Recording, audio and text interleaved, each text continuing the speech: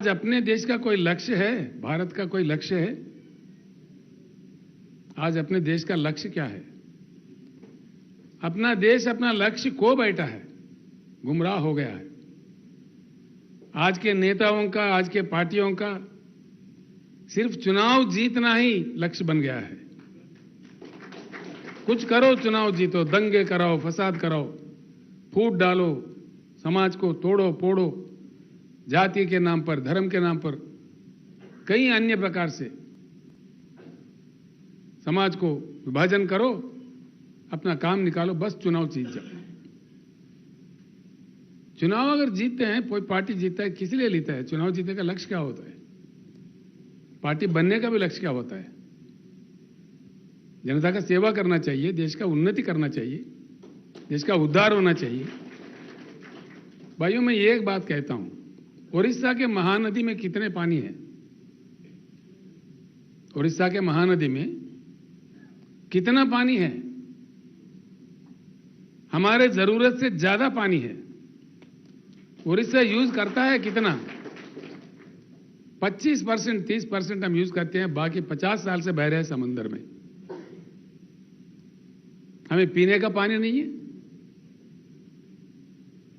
महानदी के अलावा ब्राह्मणी भी है, वैतरणी भी है, छोटे मोटे कई अन्य नदियां भी है। जा तो कहां जा रहा है पानी? ये पानी हमारे घर में नल के रूप में क्यों नहीं आ रहा है? पीने के पानी का किल्लत होना चाहिए कि उड़ीसा में या देश के किसी अन्य राज्य में? 75 साल में आप इतनी लंबी लंबी भाषण देके, लंबी लंबी आश्वासन देके, कम से कम पीने का पानी नहीं देने के लायक नहीं है। ना पानी का पानी मिलता है, ना करंट मिलता है, फिर क्या मिलता है? भाषण मिलता है। बेरोजगार युवा फिर रहे, करोड़ों युवा। किसान आंदोलन करते हैं, क्यों? किसान को 13-13 महीने देश के राजधानी में दिल्ली में आंदोलन करना पड़ता है। ये किसी देश में संभव है? सिर्फ भारत में 13-13 महीने शर्म करने की बात है। आखिरकार हुआ क्या है? 13 महीने किसानों ने आंदोलन किया, उसका नतीजा जीरो। एक भी समाधान नहीं मिला, एक भी समस्या नहीं सुलझा। कम से कम आज तक केंद्र सरकार से एक भी आश्वासन नहीं मिला कि देश के जनता का, देश के किसानों का, देश के गरीबों का इतना मजाक उड़ाया जा सकता है। ये मजाक नहीं है तो क्या है? ये तो खिलवाड़ है जनता के साथ, किसान के साथ। ये सारे चीज बंद होना चाहिए। इसीलिए मैंने नारा दिया है, अब की बार किसान सरकार।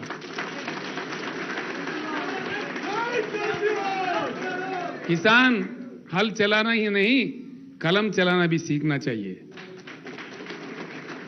आगे चुनाव में हमारा यही नारा होगा। काफी एमएलए हम बना चुके हैं, एमपी बना चुके हैं, मंत्री, मुख्यमंत्री, प्रधानमंत्री, क्या क्या नहीं बनाए। अब हमको ही, किसानों को ही एमएलए बनना है, एमएलए चुनना है और देश का कलमदान संभालना है। चलो तब हम देखते हैं कैसा पानी समंदर से नहीं जाते हुए भूभाग में कैसा नहीं आता, पीने का पानी भरपूर, पेट भर पानी कैसा नहीं आता। मैं एक मिसाल देता हूं भाइयों, आप लोगों को, बहनों। 8 साल पहले तेलंगाना में भी बड़ी किल्लत थी, बिजली का भी, पीने का पानी का भी, सिंचाई का पानी का भी। हर चीज के लिए हम भी यहां तरसते थे। जो मन से काम किए, आज यहां पूरा समाधान मिल गया। तेलंगाना के हर घर में, वो आदिवासी हो, बंजारा हो या बंजारा हिल के अमीर हो, सभी को एक ही तरह का पानी हर घर में नल के साथ, पूरे घर में, तेलंगाना के 100 के 100% घर में शुद्ध पानी, पोर्टेबल वाटर मिलता है। अगर ये बात तेलंगाना संभव में है, तेलंगाना में संभव हुआ है, बाकी पूरे देश में क्यों संभव नहीं है? अगर ये यहां हो सकता है तो उड़ीसा में क्यों नहीं होगा? राजस्थान में क्यों नहीं होगा? मध्य प्रदेश में क्यों नहीं होगा? देश के किसी अन्य जगह क्यों नहीं होगा? ये धन की बात नहीं है।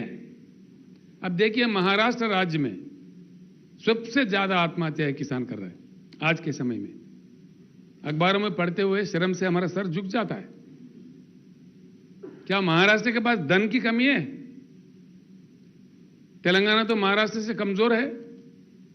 यहां किसान के आत्महत्या हमने बड़ी प्रयास करके कृषि क्षेत्र को खड़ा करके थोड़ी सुधार लाके यहां आत्महत्या हमने बंद किया। यहां से जो माइग्रेशन था, पलायन था लोगों का, 50% लोग पलायन होते थे महबूबनगर जैसे जिले से, सारे वापस आ गए, सारे ही लोग वापस आ गए। और आज किसान तेलंगाना का आत्महत्या नहीं कर रहे, बिल्कुल नहीं कर रहे, अपने सर उठा के जी रहे हैं। ये तेलंगाना में संभव है तो महाराष्ट्र में क्यों नहीं, उड़ीसा में क्यों नहीं? ये धन की बात नहीं है, मन की बात है। धन की कमी नहीं है, मन की कमी है। इच्छा शक्ति होना चाहिए, राजनीतिक इच्छा शक्ति होना चाहिए, पॉलिटिकल कमिटमेंट होना चाहिए। इसीलिए भाइयों मैं कह रहा हूं कि चुनाव में जनता जीतने की प्रक्रिया शुरू करेगा, वो परिवर्तन लाएगा भारत राष्ट्र समिति पार्टी। उस परिवर्तन के लिए ही देश का परिवर्तन चाहते हुए उच्च गुणवत्ता वाला परिवर्तन, क्वालिटेटिव चेंज लाने का प्रयास शुरू हुआ है और ये प्रस्थान विजय प्राप्त करेगा, मुझे पूर्ण विश्वास है। इसलिए कुछ लोग हमारे मजाक उड़ाएंगे, कोई बात नहीं है। वो मोटे लोग हैं, लंबे लोग हैं, चौड़े लोग हैं, उनके पास पैसे ज्यादा है, षड्यंत्र ज्यादा है, हाँ, तो सब कुछ है। हो सकता है हम गरीब है, लेकिन हमारे साथ न्याय है, उनके साथ वो नहीं है। हम जो मांग कर रहे हैं, न्याय की मांग कर रहे हैं।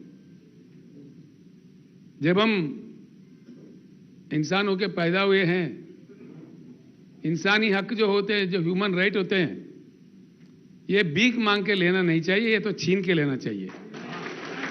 इसलिए कि हम इंसान हैं। जब हम इंसान बन बैठे तो इंसानी हक हमको मिलना चाहिए, इसको छीन लेना चाहिए अगर नहीं मिल रहा है। जब घी सीधी उंगली से नहीं निकलता तो टेढ़ा उंगली से निकालना चाहिए। यही काम कर सकता है, कुछ दूसरा काम नहीं कर सकता। हो सकता है कुछ मुश्किल झेलने पड़े, कुछ कठिनाइयों का सामना करना पड़े, कोई बात नहीं, चलते रहेंगे, आगे चल के विजय जरूर मिलेगा। एक ईमानदार सोच से पूर्ण देश का परिवर्तन चाहते हुए मैं एक दो बात करके अपनी बात समाप्त करता हूं। बिजली की कमी नहीं है देश में। स्थापित विद्युत शक्ति देश में 4 लाख मेगावाट से भी ज्यादा है। देश ने आज तक कभी 2,10,000 मेगावाट से ज्यादा इस्तेमाल नहीं किया। उड़ीसा में ही कहीं है बिजली घर बने। कितना सुंदर कोयला मिलता है अपने तालचेर में, ढेंकनाल में, कितना जबरदस्त कोयला मिलता है। इतना ज्यादा कोयला खदान रखते हुए उड़ीसा में बिजली की किल्लत क्यों भैया, समझ में नहीं आता। इसके लिए हमको अमेरिका से भीख मांगनी है, किसी के सामने हाथ पसारने हैं, फिर इसके लिए भी हमें क्यों भीख मांगना पड़ता है? इसमें भी क्यों शॉर्टेज होता है? जो संपत्ति, यही कह रहा था, संपत्ति हमारे पास है। हमारे तालचेर में, हमारे ढेंकनाल में कितना जबरदस्त वर्ल्ड क्लास कोयला है। तो क्या हो रहा है उस कोयला का? आज जो नीति चल रही है देश में, जो जहां नुकसान आता है ठोक दो जनता पे। Socialization of the losses, privatization of the profits. समझ गए आपने? आज जो हो रहा है देश में, मैं आपसे ही कह रहा हूं, socialization of losses and privatization of profit. जहां नुकसान हो रहा है बता दो, नुकसान हो रहा है, गैस बढ़ाओ, तेल बढ़ाओ, पेट्रोल बढ़ाओ, जनता का जेब काटो। जहां नुकसान होता है जनता के लिए, जनता के सर पे जाएगा नुकसान। जहां फायदेमंद चीजें दो, अदानी को दो, अंबानी को दो, टाटा को दो, बिरला को दो। This is what is happening in this country. यही तो चल रहा है। इस विश्व वलय से, इन षड्यंत्रियों से देश को बचाना है, देश को निकालना है। काफी समय हो चुका है। इसी के लिए शुरू हुआ है भारत राष्ट्र समिति। यह अभी चल पड़ा है।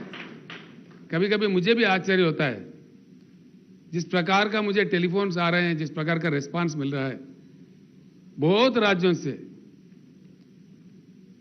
आपने तो कई वरिष्ठ नेता लोग, कई बार जयराम पंगी जी जो 3-3 बार 4-4 बार एमएलए रह चुके हैं, एमपी भी रह चुके हैं, मंत्री भी रह चुके हैं। गोमांग जी का तो लाजवाब नेता है, उनके बारे में मुझे बताना अच्छा नहीं रहेगा इनके लिए। इतना उड़ीसा में कोई ऐसा आदमी ना हो उनको नहीं जानता। इतने सीनियर नेता, इतना लंबा उनका पॉलिटिकल कैरियर है और स्पॉटलेस कैरेक्टर है गोमांग जी का। ये मैं जब पंगी साहब से बात कर रहा था, जयराम जी भी इतने बड़े दिल वाले हैं, मैंने पूछा, बात हो रही थी तो जयराम जी बताए, साहब गिरधर साहब इतने अच्छे कैरेक्टर वाले हैं, मैं उनका विरोध करता था, तभी भी दिल्ली जाता तो उन्हीं के घर रुकता था, मैं वहीं रहता था। ये हमारा प्यार है। मतलब इतने महान इनका कैरेक्टर है। अब इतने सारे लोग आए हैं, मुझे बहुत हिम्मत बढ़ी है। 1000 हाथियों का हिम्मत आज मुझे आया है।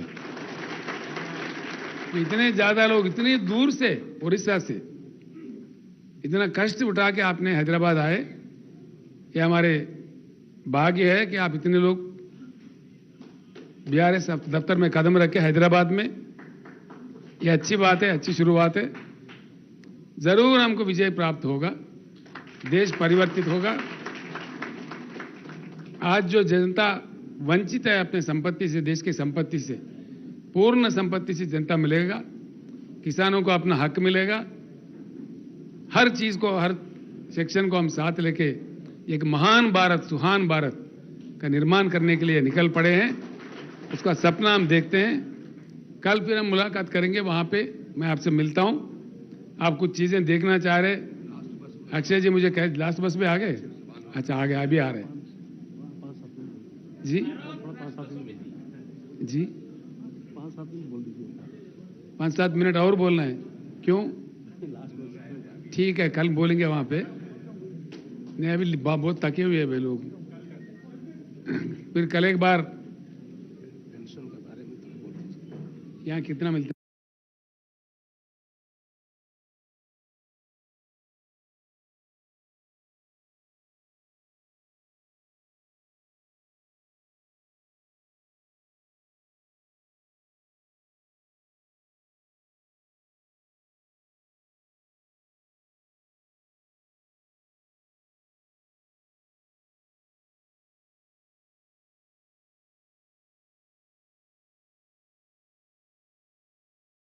से काम करने वाले पार्टी अगर चुनाव जीतता है, वही जनता की जीत होती है। तब जाके जनता, पहली बार मैं एक बात करके अपना बात समाप्त करूंगा। हमारे जो आदिवासी भाई है, हमारे जो दलित भाई है, क्या स्थिति है उन लोगों का? आज भी लड़ना पड़ता है। डॉक्टर BR अंबेडकर का सिद्धांत अगर आजादी के शुरुआत से अमल किया होता, आज ये स्थिति हिंदुस्तान में नहीं रहता। अभी हमने यहां पे एक स्कीम चालू किया है, दलित बंधु। कल आपको बता देते हैं, जिनको प्राप्त हुआ उस स्कीम के माध्यम से, उनसे आपको मिला भी देते हैं। हर दलित घराने को, यहां 17.5 लाख घराने हैं तेलंगाना राज्य में। हर दलित घराने को बिना किसी शर्त के, बिना किसी बैंक लिंक के 10 लाख रुपए दिए जाते हैं। वो चाहे जो चाहे मर्जी कर सकते हैं। BRS का ये नारा है, पूरे हिंदुस्तान में किसानों को मुफ्त बिजली दिया जाएगा। BRS का सरकार बनने पर सिर्फ 2 साल के अंदर जगमगाता हिंदुस्तान, हिंदुस्तान के कोने कोने में 24 घंटा बिजली प्राप्त करवाते हैं। जो काम तेलंगाना में हुआ है वो संभव है। हम एकड़ में 10,000 रुपए देते हैं। किसान के लिए, निवेश के लिए किसान बंधु प्रोग्राम में भी पूरा देश में दिया जाएगा। ये मन की बात है, राजनीतिक इच्छा शक्ति की बात है। और दलित बंधु भी हर साल 25 लाख घराने में सारे देश में दलित बंधु भी इंप्लीमेंट होगा। ये कार्यक्रम हम लेके चलेंगे। पानी समंदर में नहीं जाने देंगे, पानी को धरती पर लाएंगे। जो प्यासे लोग हैं उनका प्यास मिटाने के लिए शुद्ध पानी, पीने का पानी पूर्ण रूप से उनको प्राप्त करवाएंगे। मैं एक बात और कहूंगा, आपको आश्चर्य होगा, हिंदुस्तान में कृषि योग्य भूमि इस दुनिया के किसी भी देश से हमारे पास ज्यादा है। हमारे हिंदुस्तान के जमीन है 83 करोड़ एकड़, 83 करोड़ एकड़। अमेरिका हमसे 2.5 गुना बड़ा है, लेकिन उनके पास 29% ही कृषि योग्य भूमि है। चाइना हमसे 1.5 गुना बड़ा है, लेकिन उनके पास कृषि योग्य भूमि सिर्फ 16% है। पूरा दुनिया में एक हिंदुस्तान ही ऐसा देश है जिसके पास 50% कृषि योग्य भूमि है। और काम करने वाले 140 करोड़, 140 करोड़, यानी कि अभी हाल में न्यूज़ निकला है, चाइना से भी हम पार कर गए। पूरा दुनिया में सबसे ज्यादा आबादी हमारे देश में ही है। तो इतने ह्यूमन कैपिटल भी है, जमीन भी है, नदियों में पानी भी है, सूरज अच्छा खिलता है, सोलर इंसिडेंस भी है। फिर किसान क्यों रोए? फिर किसान क्यों धरना करे? फिर किसान को सही क्यों दाम नहीं मिले? किसान के पैदावारी क्यों खरीदा नहीं जा रहा है? इन समस्याओं का समाधान 75 साल के बाद भी नहीं निकले तो क्या हम चुप बैठेंगे, देखते रहेंगे? कुछ संघर्ष करेंगे। हमें तो संघर्ष करने ही है। वो संघर्ष करने के लिए हमको एकमुठ होना चाहिए, एकजुट होना चाहिए, वज्रमुठ होना चाहिए, वज्र संकल्प लेके इस युद्ध में जीतना चाहिए, ताकि सभी लोगों को राहत मिले और एक सुहान भारत, एक महान भारत जो बीआरएस का सपना है, हर भाई का, हर बहन का, हर दलित फैमिली का, हर आदिवासी लोगों का कल्याण हो जाए और सब खुश रहे, एक ऐसे भारत का सपना हम देखते हैं। इस सपना को साकार करने में, इस युद्ध में शामिल होने के लिए जितने सारे भाई बहनें आए हैं, मैं फिर एक बार दिल से आप लोगों का स्वागत करते हुए मैं अपनी बात समाप्त करता हूं। आप आज रेस्ट कीजिए, कल फिर मैं आपसे वहां मिलता हूं। फिर बाद में आप कुछ प्रांत देखना चाह रहे, देखने वाले आराम से जाइए, अब कोई जल्दी नहीं है, रेस्ट ज़्यादा कीजिए, इतने दूर से आए हैं, कल कोई कष्ट नहीं करना चाहिए ज़्यादा। आप उस प्रांत भी देखिए, फिर जाते समय भी फिर एक बार हम सब मिलके हम लोग बातचीत करके निकल जाते हैं। समाप्त करता हूं, मैं सबको प्रणाम करता हूं। जय भारत।